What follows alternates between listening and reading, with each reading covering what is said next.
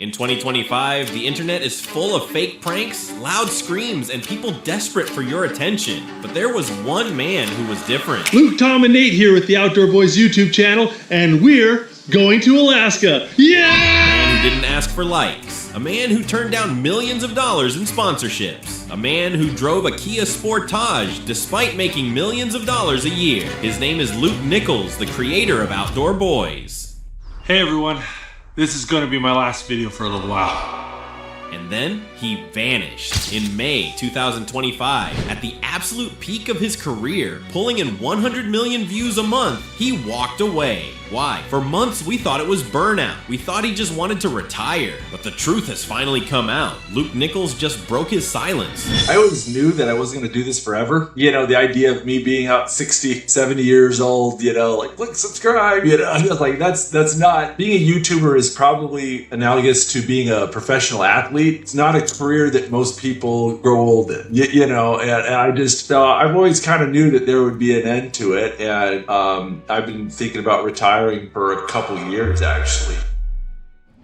But 6 months later, a ghost appeared. Hello, my name is Luke Nichols, and this is the My Life Outdoors YouTube channel. And no, you're not imagining things. This is not my YouTube channel. Luke didn't upload to his own channel. He appeared on a much smaller channel called My Life Outdoors. And the first question everyone asked was, why? Why break your retirement for a channel with a fraction of your subscribers? The answer is devastating. Maybe almost 2 months ago, I put out a video updating everybody about stuff that was going on in my own life. Earlier this year, my wife was diagnosed with thyroid cancer. Shortly after that, so she had her thyroid removed, and we thought, okay, like, done, cancer cured. And a little bit after that, she went in for a routine mammogram. They found a mass in her breast, and they wanted to biopsy it, and it turned out to be ductal carcinoma, which is the best case scenario when it comes to breast cancer. And then they found another mass that was a different type of breast cancer, triple negative breast cancer. And that has put us on a really long journey of treatment and fatigue and, I mean, just all kinds of stresses, I'm sure you can imagine. Some of you guys may have heard that Steven's wife was recently diagnosed with cancer. So right now, Steven's got a lot on his plate,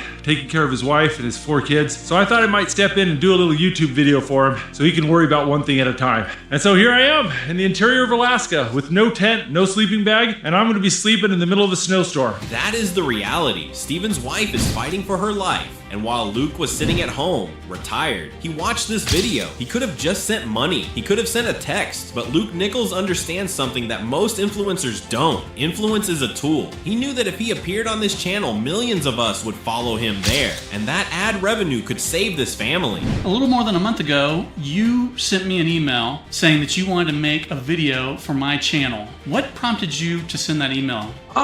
You know, I saw your video about your wife's diagnosis, and, you know, as a content creator, it hit a nerve because it is hard to communicate to people how intense the schedule can be and how the amount of pressure that running a full-time YouTube channel can generate, you know, and so it's not hard to put yourself in someone's shoes and realize, oh, that's, you know, that's rough. It's a rough spot, and you know, I kind of stepped away from my channel and you know, kind of retired this last spring, and really a good chunk of the motivation was to try to, you know, be a little bit more useful to society. I wanted to be useful to society. He didn't come back for the fame. He came back to be a shield for a friend. And in this interview, Luke finally pulled back the curtain on why he actually left. It wasn't just about time. It was about the poison of fame. Well, and so, I mean, and that's what really was amazing to me is that, you know, I mean, the things that people were commenting weren't necessarily these big, profound things. Some were, but some of it was just like, I can comment. It's like, you know, it's like, oh my goodness, like I just can't believe that I can comment. And so a lot of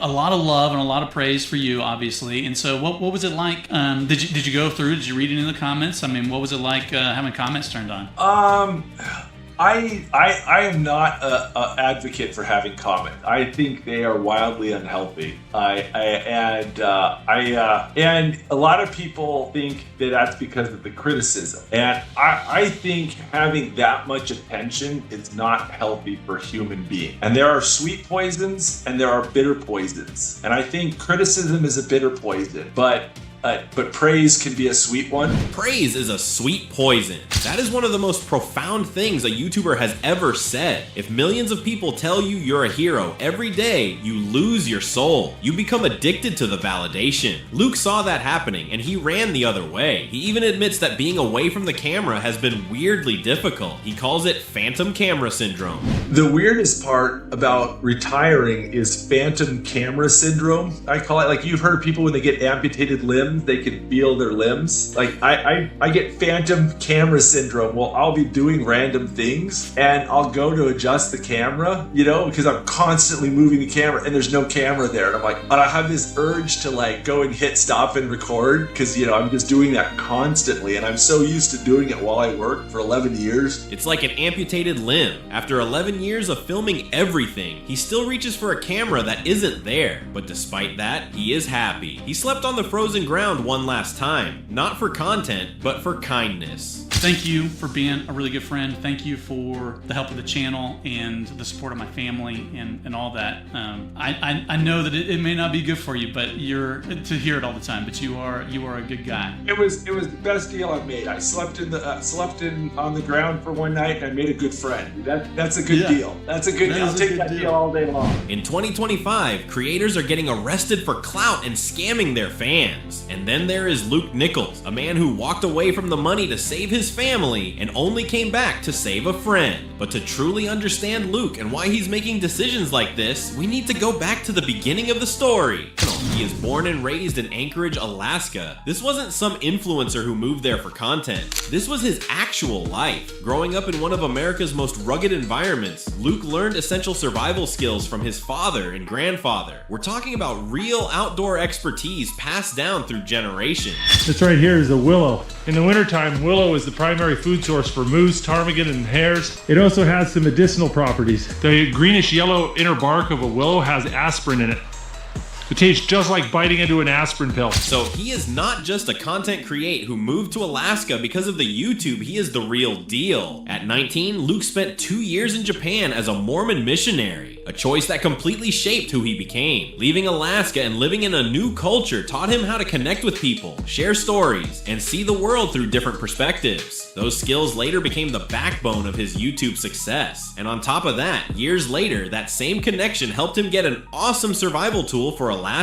I bought this hatchet in Hiroshima, Japan last spring. I used it to take the limbs off these trees. And now everyone keeps asking him for the link to buy it. I get so many people asking me for a link to where you can buy that hatchet. I'm like, you can't. I got it from like an old dude in Japan in like an antique shop in the basement of his house. Luke didn't start off as a creator. After returning to the US, he launched a political consulting business. I actually started a political consulting business and I ran political campaigns in Utah for about 2-3 years. But the non-stop travel and lack of family time pushed him to walk away. He shut the business down, moved to Virginia, and went to law school at George Mason. By 2011, he built Spectrum Legal Defense, one of Virginia's top traffic law firms. Then things got wild. In 2013, while running his law practice, Luke started a YouTube fishing channel, Catfish and Carp, and later launched Outdoor Boys in 2015. His routine was insane. Court during the day, editing videos at night, filming on weekends. He was basically working 2 full-time careers at once, and somehow made both succeed. And this is where Luke's approach became different from every other YouTuber out there. When the Outdoor Boys started gaining traction, Luke could have easily sold out. He could have plastered sponsors everywhere, done all the typical influencer stuff to maximize profits, but he didn't.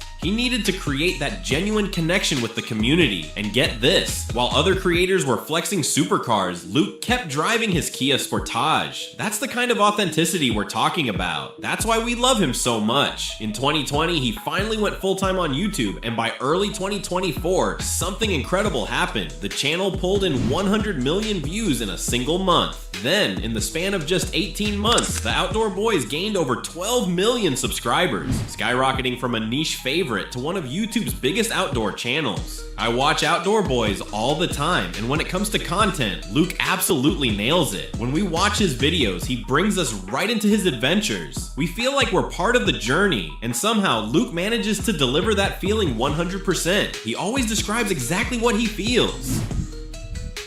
I'll tell you what, that is a beautiful view. Oh, this smells so good. Oh, I'm hungry. I missed lunch today.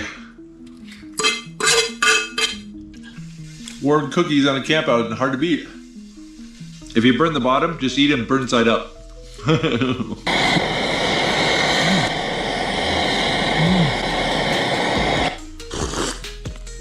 I got a little orange zest herbal tea with a lot of sugar in it. A little sweet treat for myself after dinner. Oh, man, that sun ducked behind the mountain and it's cold already. I would really like for it to not be below -20 though. That would be nice. I don't really want to do -30 or anything stupid. And man, we need to talk about the bread dough and honey butter.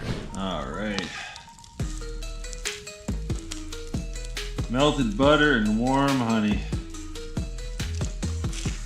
Oh, that's pretty good. Gonna put some honey on it. Some honey and butter. Gonna put on there. No, we gotta talk about this, because this is like your signature now. Apparently, I had nothing to do with that. Just like, all of a sudden people are like, honey butter's like a thing. I didn't know that was like a big deal, but like... That's your thing. He's the honey butter guy. I guess so. Man, we love honey butter, and Luke knows how to deliver content. And did you know that because of us, he has to wait until every part of the meal is ready before he can eat? Which means most of his food is cold by the time he finally gets to it.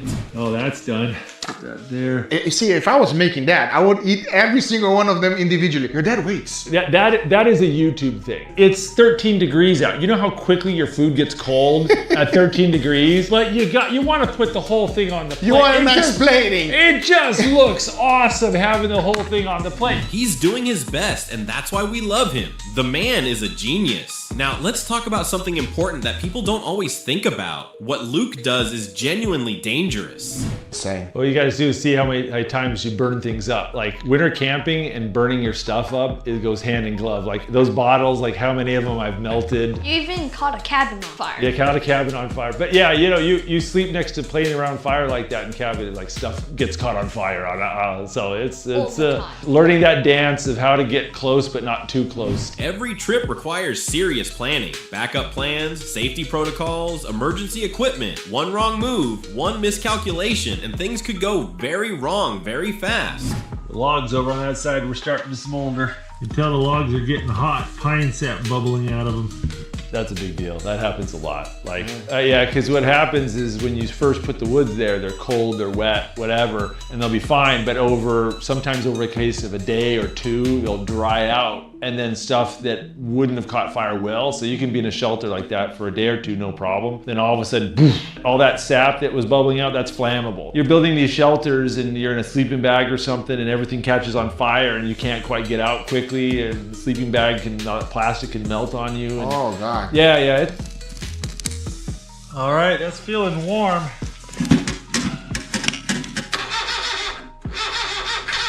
All right. Didn't work. Oh. Oh, you gotta do the engine now. Yeah. Oh. I'm gonna try to warm up the engine block and see if that helps. Fortunately, the engine block is way back. Isn't that dangerous? Yeah. This is actually probably the sketchiest thing I did on the whole trip, because those. Isn't that a gas pipe line? Oh no, I'm not worried about that. What it is I'm underneath the car, and the car is being supported by snow, right? I just dug the snow out. I didn't even think about that. So if the sides of the snow collapses and that truck lands on me while I'm kneeling underneath it, I get pinned to the ground and I just sit there and freeze to death or die or whatever. So that's not good. Stick it in the bottom. Oh, hello. Well, that's not good.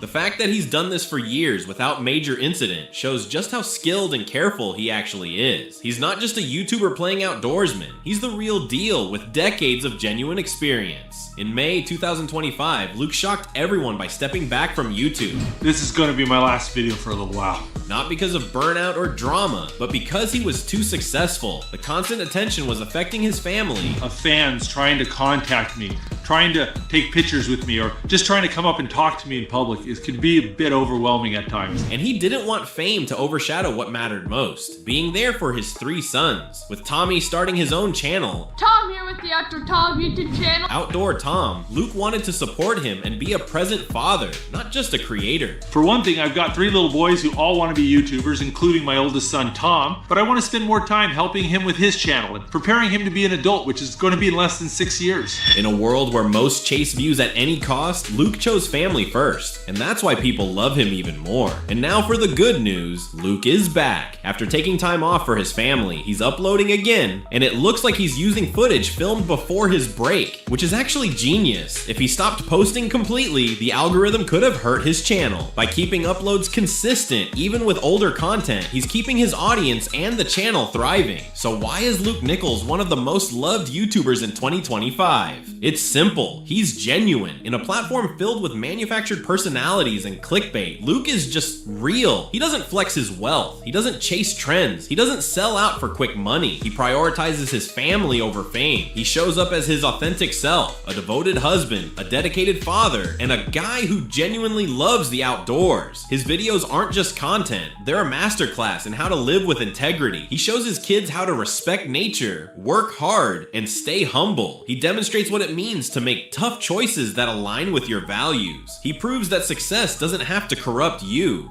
Plus, let's be honest, in a world that can feel overwhelming and depressing, there's something incredibly comforting about watching Luke and his family explore the wilderness, build shelters, catch fish, and cook over campfires. His friendly voice, his genuine enthusiasm, his wholesome adventures, they offer an escape that feels real.